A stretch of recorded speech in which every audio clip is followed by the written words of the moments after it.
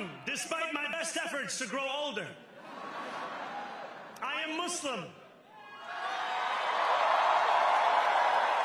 I am a democratic socialist. And most damning of all, I refuse to apologize for any of this. जय हिंद दोस्तों, ये आपने अभी जो सुना जिनका नाम है जोहरान ममदानी। हम में से काफ़ी लोगों के लिए नाम नया होगा, तो इनका मैं पहले ब्रीफली आपको इंट्रोडक्शन दे दूं कि जोहरान ममदानी जो है ये कल ही न्यूयॉर्क सिटी के मेयर इलेक्ट हुए हैं। ये अपने आप को एक सोशल डेमोक्रेट कहते हैं। सोशल डेमोक्रेट क्या होता है, इसके ऊपर हम चर्चा करेंगे। और लंदन में सादिक खान, जो लंदन जो विश्व की जो बड़ी सिटीज़ हैं उसमें से सादिक खान ऐसे एक मुस्लिम लीडर हैं जो किसी बड़ी सिटी के दूसरी बार मेयर बने हैं 2024 में। उसके बाद ये जोहरान ममदानी अब न्यूयॉर्क सिटी के मेयर इलेक्ट हुए हैं।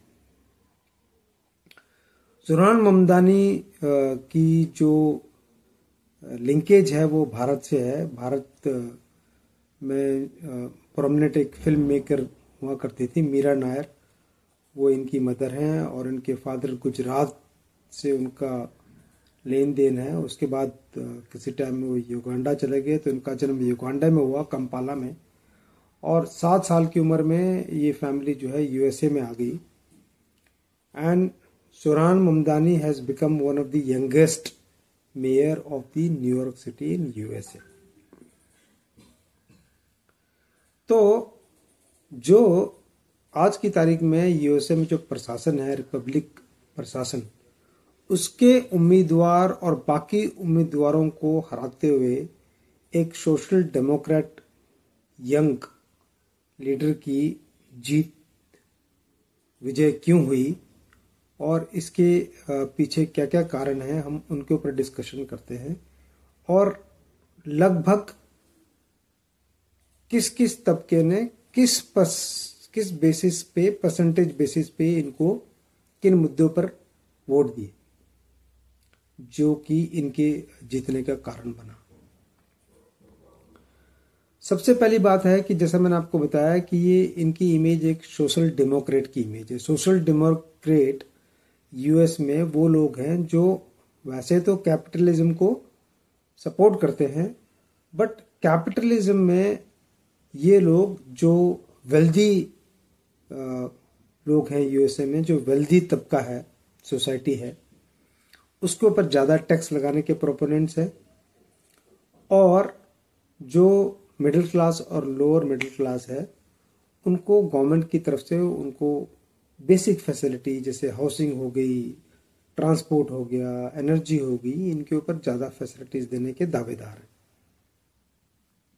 और इस बलबूते पर ये अपने आप को सोशल डेमोक्रेट्स कहते हैं। तो बेसिकली ये लोग सोशलिज्म से प्रेरित बताते हैं अपने आप को, और उस हिसाब से ये ब्रॉडर सोसाइटी से अपना एक कनेक्ट साबित करते हैं। और वो एक रीजन था जो इनकी विक्ट्री का एक रीजन बना। दूसरा ये है कि इन्होंने न्यूयॉर्क में जो मिडिल क्लास थी, आफ्टर कोरोना, जो New York is the costliest city of the world, तो जो मिडिल क्लास और लोअर मिडिल क्लास थी उनके साथ इन्होंने एक जो है इमोशनल लिंक क्रिएट किया।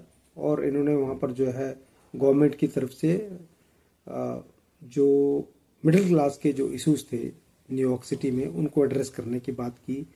जैसे हाउसिंग को लेकर जो है न्यूयॉर्क सिटी में घर लेकर रहना एक आम आदमी की बस की बात नहीं है।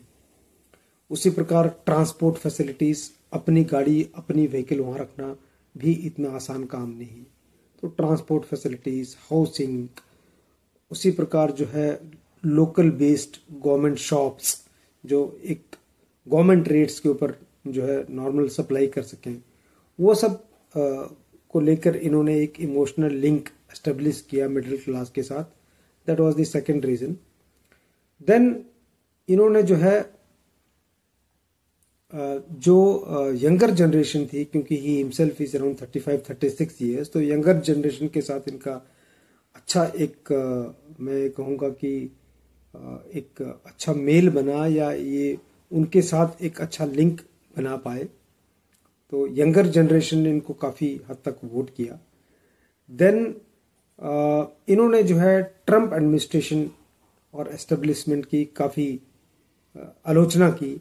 जो ट्रंप की पॉलिसीज थी उनको लेकर इन्होंने खुलकर उसका विरोध किया। इनफैक्ट जो इनका ये जो मैंने आपको इनकी जो स्पीच थी, विक्ट्री स्पीच, इसका जो एक पोर्शन आपको दिखाया, अगर वो पूरी स्पीच आप देखेंगे तो इन्होंने उसमें ओपनली ट्रंप को चैलेंज किया और ट्रंप के बारे में पर्सनली उन्होंने कहा कि आप मेरी आवाज़ जो है वॉल्यूम को लाउड करके सुन ले अच्छे से और समझ ले कि मैं क्या कह रहा हूँ। तो एक तो वो भी हुआ। And one of the major reason is that जो ये ममदानी है, इन्होंने प्रो पैलेस्टाइन वॉइस को काफ़ी हवा दी न्यूयॉर्क में, यूएसए में।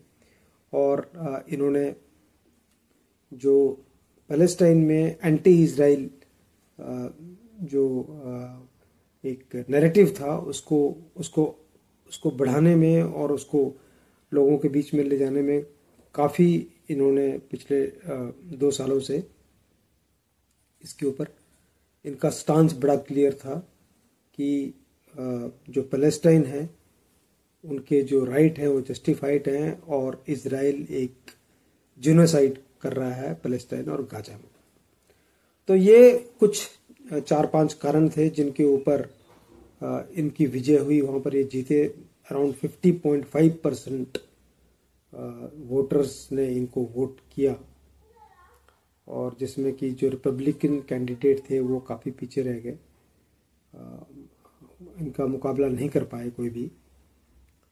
अब हम देखेंगे कि वोटिंग परसेंटेज इनकी कैसे कैसे हुई है, ब्रॉडली कैसे कैसे लोगों ने इनको वोट किया है। तो 50% वोटर्स ने इनको वोट किया है जो पीपल रिलेटेड इश्यूज थे, जिनके ऊपर इन्होंने एक पॉलिसी पैरामीटर बनाया और वो लोगों के बीच में उसको लेके गए कि वो जो day to day life problems हैं लोगों की न्यूयॉर्क में, उसको उनका वो कैसे सॉल्यूशन देंगे और उनके ऊपर वो कैसे काम करेंगे। तो 50% के आसपास लोगों ने इस मुद्दे को पर उनको वोट किया। 25 से 30% लोगों ने इनको जो इनका एंटी इजराइल स्टांस था, अगर आप चेक करेंगे तो इतने सालों में after Hamas attack in Israel, इन्होंने 2 साल पहले एक बार जो हमास का जो अटैक था उसकी एक बार इन्होंने उसके खिलाफ कहा था कि ये हमास ने गलत किया है और मैं जो इस अटैक में जो लोगों की जान गई है उनके लिए मैं प्रे करता हूँ। बट मोस्टली इनका जो स्टांस था वो एंटी इजराइल था। इन्होंने नेतन्याहू के बारे में कहा कि अगर वो न्यूयॉर्क आता है तो मैं उसको अरेस्ट कराऊंगा। इन्होंने इजराइल डिफेंस फोर्सेस ने जो गाजा और पैलेस्टाइन में जो कार्रवाई की उसको जेनोसाइड करार दिया, और इन्होंने इसके ऊपर जो है जो यूएसए की प्रो इजराइल पॉलिसी थी उसके खुल के उसकी खिलाफत की, उसका उन्होंने खुल के जो है इसका विरोध किया। तो 25 से 30% लोगों ने इनको इस बेसिस के ऊपर वोट की ब्रॉडली।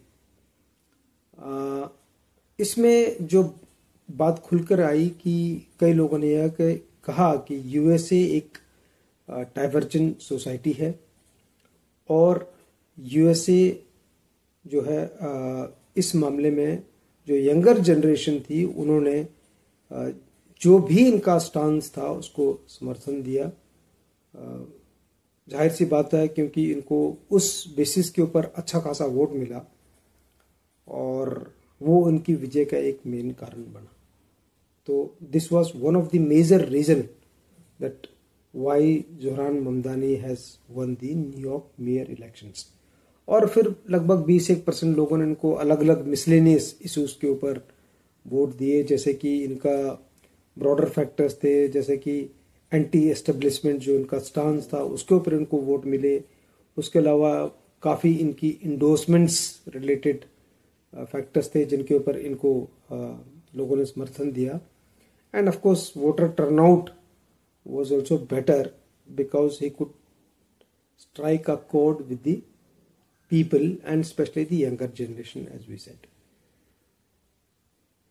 तो अब कई लोग सोशल मीडिया में इसके बारे में चर्चा कर रहे हैं कि कैसे कैसे एक यंग लीडर जो है वो यूएसए में इतना important, New York city, the most popular और the and also the most happening city of the world, उसका इलेक्शन के ऊपर कैसे इनकी विजय हासिल हुई। अब इसमें देखना ये है कि आगे जाकर जो भी इन्होंने मिडिल क्लास और लोअर मिडिल क्लास से जो कमिटमेंट्स की हैं उन कमिटमेंट्स के ऊपर ये कितना अमल कर पाते हैं। क्योंकि अगर आप देखेंगे तो जो प्रेसिडेंट ट्रम्प हैं उन्होंने तो खैर उनका और जो जोहरान ममदानी के पहले के बयान हैं और अभी जो इलेक्शन जीतने के बाद उन्होंने स्पीच दी है उससे साफ साफ पता लगता है कि he is completely anti Trump. और यूएसए में भी अब लोगों को धीरे धीरे शायद उनकी आंख खुलेगी इस बात को लेकर कि जो ट्रम्प की पॉलिसीज हैं, जो उनकी फॉरेन पॉलिसीज हैं, जो उनकी बाकी ट्रेड रिलेटेड जो वो पॉलिसीज लेके टैरिफ सैंक्शंस को लेकर जो है उसका क्या असर पड़ रहा है एक्चुअली में ऑन ग्राउंड उसमें। क्योंकि सिर्फ ये एक जगह नहीं है, जर्सी में भी और 2-3 और सिटीज़ हैं ऐसी जहाँ पर अलग अलग इलेक्शंस हुए हैं और उनके रिजल्ट आए हैं। तो वहाँ पर कहीं पर भी किसी भी इलेक्शन में रिजल्ट में रिपब्लिकन जो ट्रम्प की पार्टी है उनके कैंडिडेट्स मोस्टली हार ही रहे हैं। कहीं पर भी ऐसा सुनने में नहीं आ रहा अभी तक कोई भी लोकल इलेक्शंस जो भी हुए हैं 5-6 पिछले 4-5 दिनों में उसमें रिपब्लिकन्स कहीं भी जीत रहे हों। तो देखना ये है कि ये जो डाइवर्जेंट व्यूज़ हैं जिनको यूएसए में काफ़ी जो वहाँ के यंग लोग हैं और इवॉल्विंग जनरेशन है जिसको काफ़ी लोग कहते हैं कि most advanced generation, most happening generation of the world, इसका असर वर्ल्ड ओवर क्या पड़ता है और कैसे जो जियोपॉलिटिक्स इससे शेप करती है और ओवरऑल ना सिर्फ यूएसए में बल्कि वर्ल्ड ओवर इन सारी जो इंसिडेंट्स हैं, इस टाइप के जो चेंजेस हो रहे हैं उनसे क्या फ़र्क पड़ता है। देखते हैं आगे इसके ऊपर आगे और क्या डेवलपमेंट होती है, आपको जानकारी देते रहेंगे। बहुत बहुत आभार, धन्यवाद, जय हिंद।